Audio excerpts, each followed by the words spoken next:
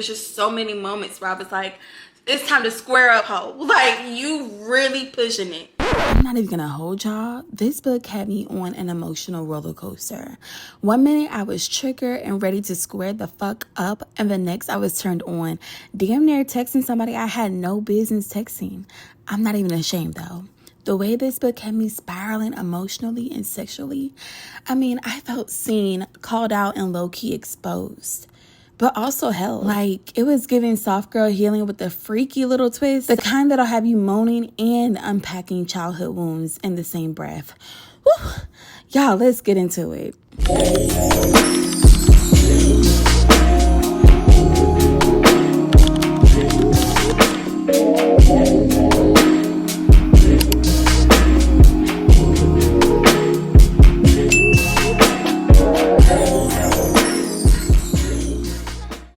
We no frightened for nobody, but we respect everybody, and we better than everybody. So me we run where anybody. No boy no better than we. No boy no better than we. Step on me can and stay. Run up a dance and pan stay. On a back a long talking. Do something, do something, do something, do something. Oh, y'all, I need a little dance break before I get into this week's video, just because I'm about to touch on something that is a little heavy for me, and I'm not gonna get too deep, but I'm gonna scratch the surface just a little bit, just because having read If Only for the Week by Natasha Bishop, it really it dredged up some old emotions for me with me and my mother, and I'm gonna get into it. And reading what the main character went through with her mother, it was just like, damn, like, I can relate so much, and it's always been a touchy subject for me. So y'all, I originally picked up this book because I wanted something light. Like, I wanted something sexy to read for the summer. But when I tell y'all, I was not prepared for the lessons that I learned in this book, because If Only for the Week ended up being a full emotional experience for me. This book right here is for every Black woman who has been taught that she needed to self-sacrifice in the name of love. This book is for all the Black women who are people pleasers out there in this world, who are learning to stop being people pleasers and to pour into themselves. For the Black women who learn to say yes when you really meant to say no, raise your hand if that's you, sis. Raise your hand. And for the daughters who learn to shrink themselves just to keep the motherfucking peace when that was never their job in the first place. So before I get into the book, the emotional roller coaster, the romance, and the redemption, let me bring y'all on the complete reading experience that I went on while I was reading this book with my newfound reading companion. And it's matching my nails so freaking cute. Okay, so y'all peeped my new reading bestie in the last clip. I am officially a Kindle Paperwhite girly now, y'all.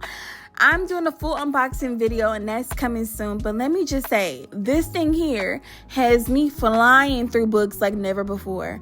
I finished only for a week in record time. Like, this really has me locked in. Anyone else develop some super reading powers with their Kindle, or is it just me?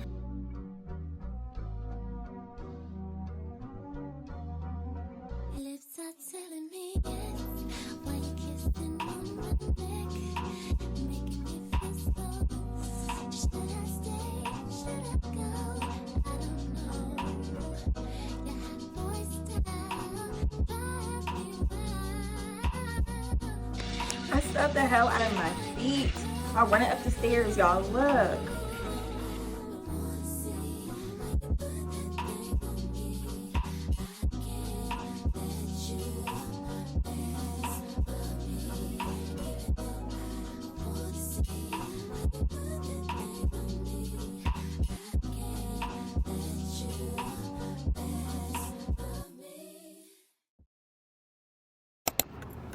Hey y'all, I'm on a solo dinner date at Cooking Girl. This is my first time here, and it's my lunch break at my job, so I want to come sit down and enjoy a meal. So I'm excited about this.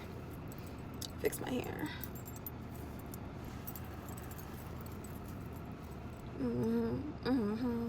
Nails still popping. All right, let's go in.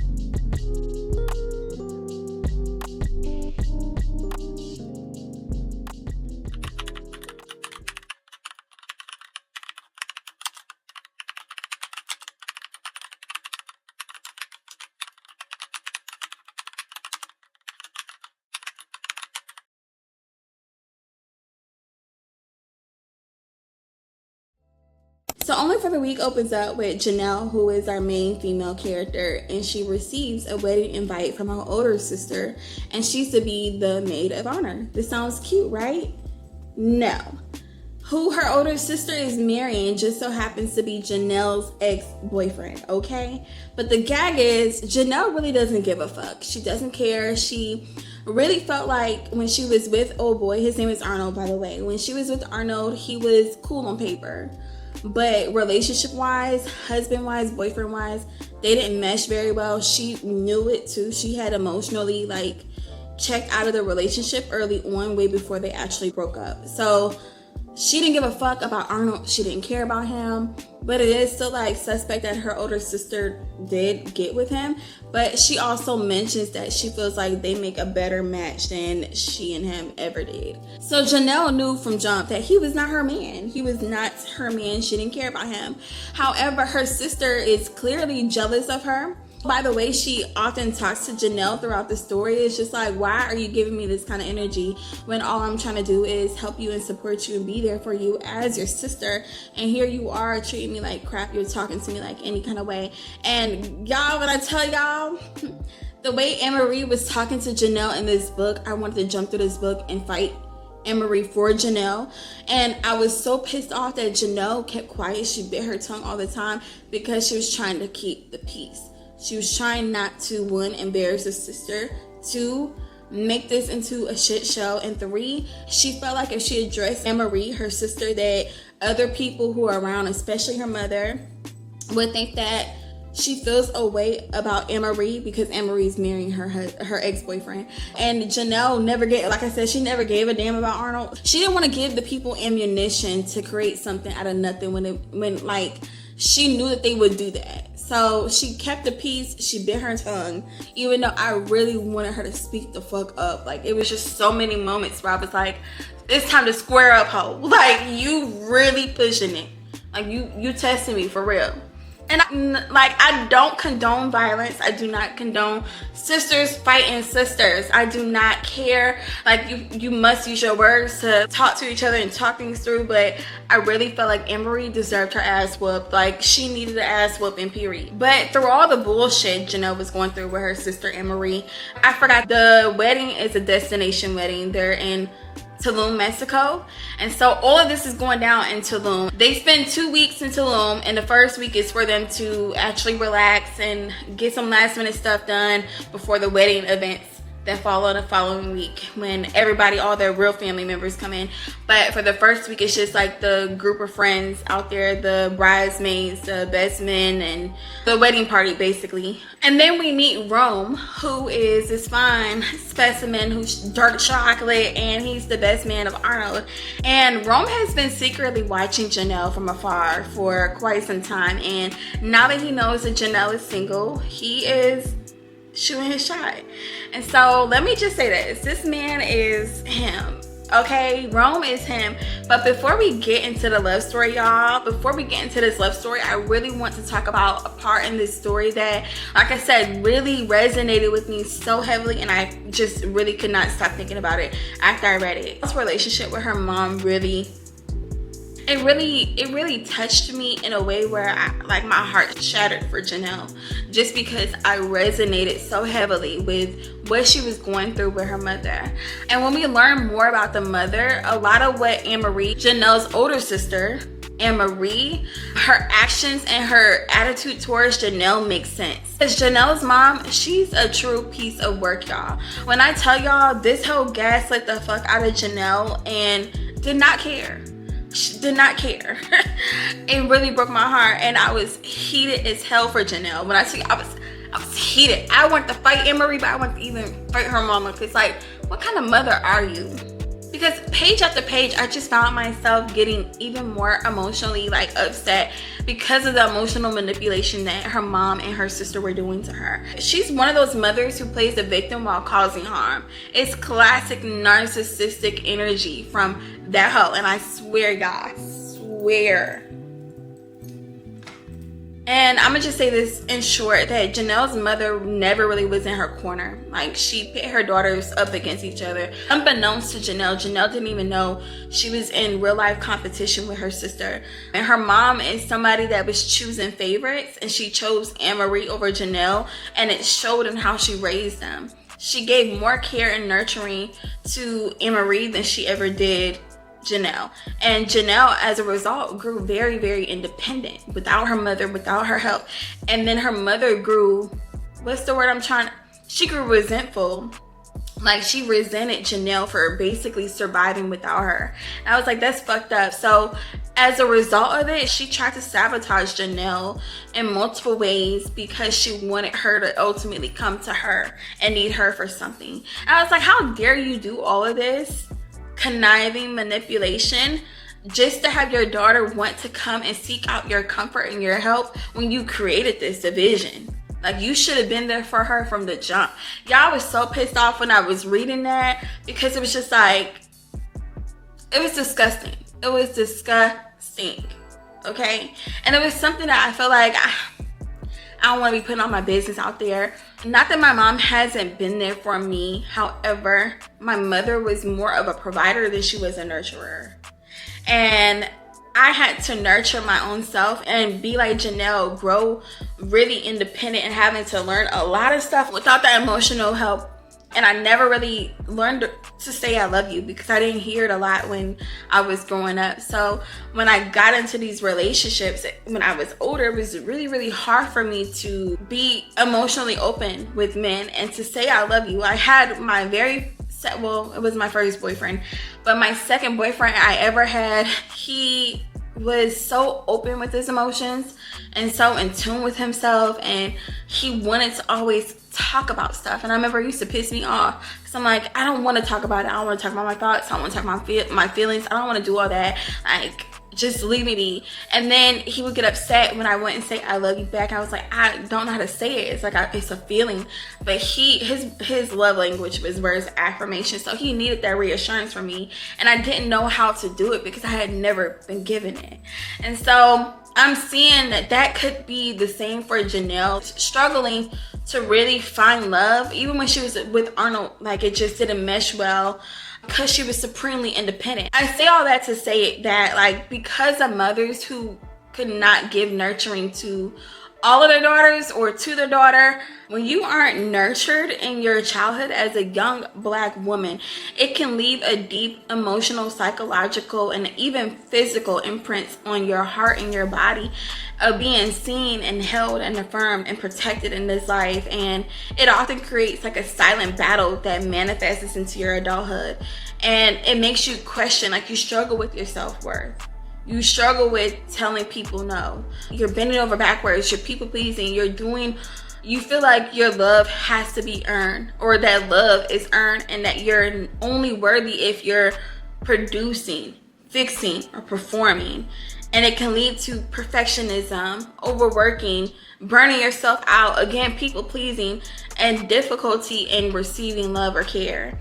And so I feel like that's what Janelle literally has gone through over the years because she didn't have that from her mother. And then love also becomes confusing or unfamiliar, and you don't recognize or trust true healthy love when it shows up. You don't recognize it. It's so unfamiliar to you. You may settle for crumbs because that's all you're used to getting. You just want a piece of man.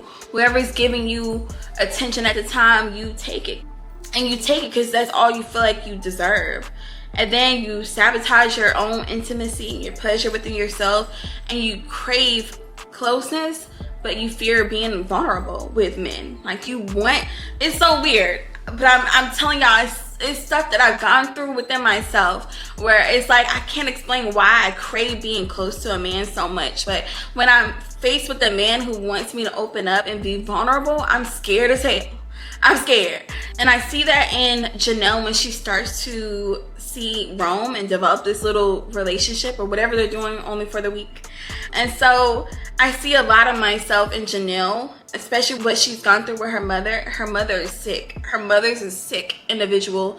And if she were a real person in real life, and I know Janelle and Janelle was my friend, I would tell her to fuck her mother. Never fuck with her mother ever again. And that is sad to say. It's sad to say because no one ever wants to say that to their parent. Nobody ever wants to not have a relationship with their parent. But when it comes to stuff like that, some stuff you just cannot look past. Some stuff you just cannot forgive. I feel like we're too forgiving of people. And some people need to know, I will never forgive you for this shit. I want you to constantly live with what you have done to me and know that you would never have my forgiveness. And I want you to live with that. Some people have to live with their bullshit.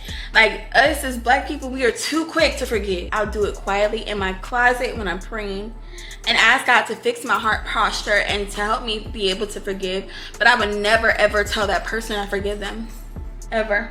You gotta live with that. Sometimes you just gotta love people from a distance. And this book really reinforced that idea for me because of what I've gone through. And I've talked about my mom, but I've really gone through this with my dad recently too. Like I've had to cut my dad off completely. I shared about on my Facebook page, I want to say back in December, some of the things that I was going through with him, especially when his wife actually started to stalk me for 2.5 months. She's still stalking me. But yeah, that's another story for another day.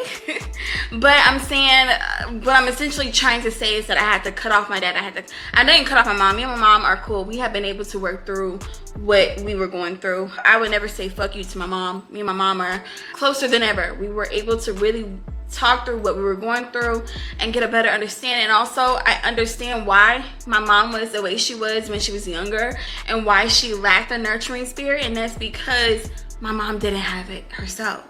And so once I got to understand who my mom was as a grown woman, I have learned to, I don't want to say accept her, but I have learned to essentially forgive her for what she did not know. Janelle though, she was labeled rude. So she started to shut up and hold herself back. She didn't speak up for herself just to keep the peace. And that's something that I experienced too. I just shut up. I was like, I'm not gonna fight because I already know like whatever I'm about to get into with this person, I can never win. I'm literally talking to a brick wall. Like I won't be able to ever get through to them. And because I held a lot of that in, it really fucked me up inside. I'm just keeping it up. And because I had to hold those emotions in, I was like a ticking time bomb. And I think I shared this on my channel before, that I was angry at one point and nobody could figure out why I was so angry. And it was just because there was a buildup of stuff that I was just holding inside internally, and I hadn't had a chance to really get it out. So when I did get it out and I got it out on the wrong people, they couldn't understand why I was so mad. And honestly, I couldn't understand it myself either until I got into therapy. But Janelle's dealing with a gaslighting mother, and I felt so sorry for her reading her story. Oh, y'all, I forgot to share. When I tell y'all, Natasha was dropping gems in the damn book. So she said this. There was a part where Rome was basically saying this to Janelle about her family. So he's like, sometimes the people who are supposed to love you the most are the ones who hurt you the worst. They don't get a pass just because they're family. Choose yourself. And I was like, yes, you have to choose yourself. You have to choose your peace in these situations, because if not, you're gonna consistently always be walked all over. You're gonna be a rug, you're gonna be a doormat, and people are gonna always walk all over you because they see you don't give a fuck about yourself. So why should I? So you gotta set these boundaries. You gotta put people into their place. You gotta check the disrespect the moment it happens, and then cut people off and choose yourself. Choose to protect your peace. And that's why when she finally starts to find safety in Rome, baby, I was here for it. He was dicking her down. He even said, I want to be your personal stress reliever while we're on this trip. And he meant it. He meant it. So let's get out of the heavy stuff, y'all. Let's get into some of the spice, because I know y'all want to hear about the spice. So while this book was all therapy and reflection for me, it was still full of smut, y'all. So much smut. So much so that I was unwell, honey. My cheeks were hurting so, like they were hurting. That's how much I was blushing when I was reading some of these sex scenes. And listen, y'all, this is my first read by Natasha Bishop. It will not be my last. Like, I'm still blushing thinking about some of these scenes. Oh my God. Okay, let's get into it. So from the jump, y'all, the chemistry between Janelle and Rome was literally popping like fireworks off the pages, okay?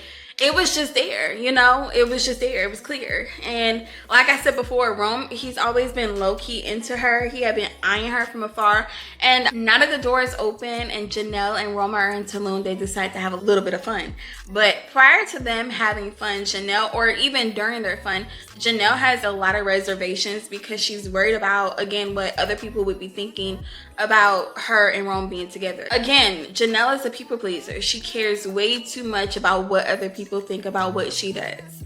But Rome, honey, he has so much patience for her, and it's so sexy too. The way he's so kind and he's so caring and he's so nurturing. He's everything that her mother wasn't to her. Like everything that she missed out in having in her mother, Rome is. And it's so beautiful to watch. So y'all, it's beautiful, it's sexy, had me blushing. But y'all, I gotta tell y'all about this one spicy ass scene, okay? Let me get my phone, okay? So y'all, there's a scene, and if you know, you know, where Janelle and Rome are like at a club and the lights are flickering on and off. Like the lights will be off for a good 10 minutes and then they'll turn back on for 10 minutes and then go back off for 10 minutes. And everybody's wearing like neon jewelry, like neon bracelets and a necklace. Y'all know what I'm talking about. And that's the only thing you can see when the lights go off, right? Y'all, when I tell y'all, Rome goes up to Janelle while the lights are off and he finger fucks her in the middle of the dance floor for 3 songs, and she comes just before the lights come back on. Then when the lights come back on, he has already walked away from her, leaving her breathless. He's at the bar. He gets a drink. He uses his fingers that he just got done using to finger her with all her juices and secretions on it. Dips it into his drink, twirls it around.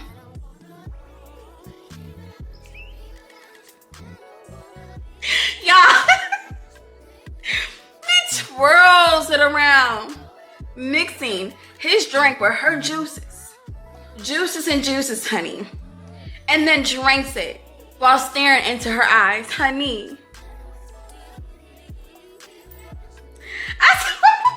Rome is a motherfucking freak, okay?